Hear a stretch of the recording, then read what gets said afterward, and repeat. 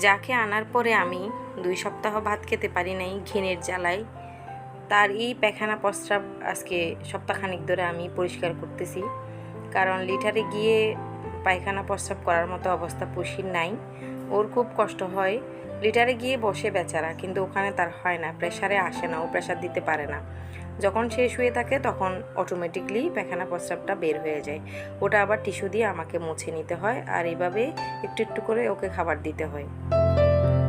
ওর জিহ্বার ধারালো অংশটা মনে হয় কমে গিয়েছে, সেই জন্য ওকে প্লেটে দিলে সে খেতে পারে না। ও প্লেট থেকে নিয়ে যদি খসখসে কোনো একটা কিছুর উপর রাখি তখন সে মুখে নিতে পারে।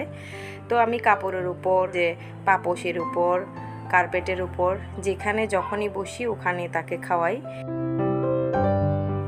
ও যেদিন পড়ে গিয়েছিল ওই দিনকার ভিডিও আমি করতে পারি নাই তেমন একটা, কারণ আমার কাছে ওকে বাঁচানোটাই প্রথম কাজ ছিল, ভিডিও করা না। তো ওকে কোনো রকম ধোয়াই টোয়াই তো ডাক্তারের কাছে নিয়ে গিয়েছিলাম। ওই সময় আমরিনকে আমার মোবাইল দিয়ে যাওয়াতে ভিডিও করতে পারিনি। ওর বাবার মোবাইলে ভিডিও করেছি, সেগুলো আমি এখনও পর্যন্ত নিতে পারিনি, নেওয়ার আমার সময় হয় নাই। তো সেই জন্য এখন হচ্ছে বর্তমানে পুষিকে নিয়ে 4 বার আসা। আজকে আমরিন আমাদের সাথে এসেছে। আজকেও অনেকগুলো ওষুধ দিয়েছে, তার মধ্যে এই ওষুধগুলো প্রথমে আরও 2 বার ওষুধ আনা হয়েছে। প্রথমে যে ডাক্তার দেখিয়েছিলাম তার পরের দিন আনা হয়েছে, তার 3 দিন পরে আবার আনা হয়েছে। বর্তমানে পুষি এই খাবারগুলো খেয়ে দিনপাত করতেছে, কারণ শক্ত কোনো খাবারই তাকে দেওয়া যাচ্ছে না, সে গিলতে পারে না, নিতে পারে না। মিষ্টি কুমড়ার সাথে মাছ মাংসকে ম্যাশ করে দিয়ে আমি ওকে চটকিয়ে খাওয়াই, সাথে এই টোনা ফিশের একটুখানি লিকুইড মিক্স করে দিলে ও খেতে ভালো লাগে মনে হয় ওর, সেই জন্য খাবারের জন্য আসে, না হয় ওকে মুখ চেপে ধরলেও খাওয়াইতে পারি না।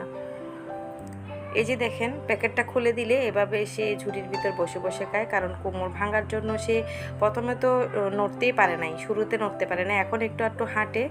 আপনারা দেখতে পেয়েছেন আমি ওকে কার্পেটের উপর বসিয়ে খাওয়াচ্ছিলাম। ওই কার্পেটটা আমি এখন উঠিয়ে রেখেছি, কারণ প্রতিদিন সে ওখানে খেতে যায়। ওর জন্য একটা টুল নিয়েছি এখন, ওটাতে টেবিলের মতো করে আমি একটু একটু মেখে দিই, ও ওখানে দাঁড়িয়ে দাঁড়িয়ে খেতে পারে। ভয়েস ওভার দিতে দিতে ভিডিওগুলো যখন আমি দেখছিলাম তখন একটা কথাই শুধু আমার মনের মধ্যে হাঁসফাঁস করতেছিল, গত 2 দিন ধরে কী রকম একটা ট্রমার মধ্যে দিয়ে যাচ্ছে আমি আল্লাহ মালুম। একটা ছেলেকে কিভাবে ওরা পিটিয়ে মেরে ফেললো। আমি এই অবলা প্রাণীর প্রতি এতটাই দুর্বল। ও পড়ে গিয়েছে, ওর শেপ নষ্ট হয়ে গিয়েছে, সৌন্দর্য নষ্ট হয়ে গিয়েছে, ওকে তুলে এনেছি। ও আমার ঘৃণার কারণে যাকে আমি ধরতে পারতাম না, তার এখন পায়খানা প্রস্রাব আমি পরিষ্কার করে ওকে বুকে তুলে রেখেছি। সেক্ষেত্রে আমরা সৃষ্টির সেরা জীব একটা মানুষকে কিভাবে এরকমভাবে পিটিয়ে মেরে ফেলতে পারে, এই মন মানসিকতা মানুষের কোথা থেকে আসে আমি আসলে বুঝতে পারি না। আরও বেশি কষ্ট লাগে এটা ভেবে, তাকে মেরে ফেলার আধা ঘন্টা আগেই তাকে খাবার খাওয়ানো হয়েছিল, এবং খাবার খেতে দিয়ে জিজ্ঞেস করেছে খাবারের মান কেমন। সে যখন আল্লাহর রহমতে ভালো বলছে, এরা আবার তাচ্ছিল্য করে বলতেছে, ভিডিওতে শোনা যাচ্ছে কথাগুলা, যে ক্যান্টিনের খাবারের মান ভালো বলে।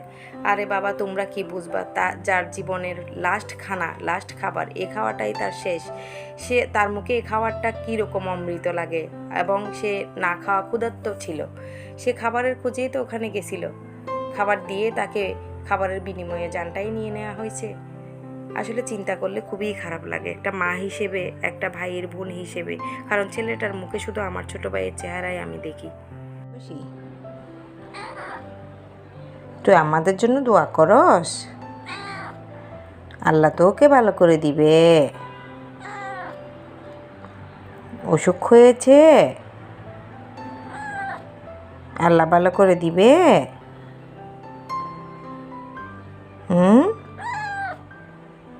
আল্লাহ ভালো করে দিবে। আমাদের জন্য দোয়া করবি।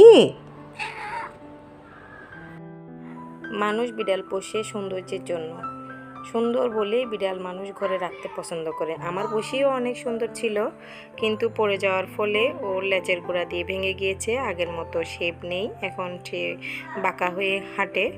আল্লাহ বাঁচিয়ে রেখেছেন, সেটাই আমার কাছে অনেক বড় কিছু। কিন্তু পুষি বুঝতে পারে এখন সে যেখানে সেখানে প্রস্রাব করে দিচ্ছে, ওটা আমাকে পরিষ্কার করতে হচ্ছে, সেজন্য আসলে সে খুব একটা গিল্টি ফিল করে। সে মনে করে আমরা ওকে ফেলে দিব বা বাসায় রাখবো না, আগের মতো ভালোবাসবো না, সেটা মনে করে হয়তো। তোকে কুলে নিয়ে বসে থাকলে হবে? আমার কাজ করতে হবে তো। খুশি? তুই উঠে যা। উঠবি না? উঠবি না? এই মেয়ে, উঠবি না? উঠবি না? যাবি না? যাবি না? এই মেয়ে, যাবি না তুই? যাবি না? যাবি না? যাবি না? কোলে বসে থাকবি?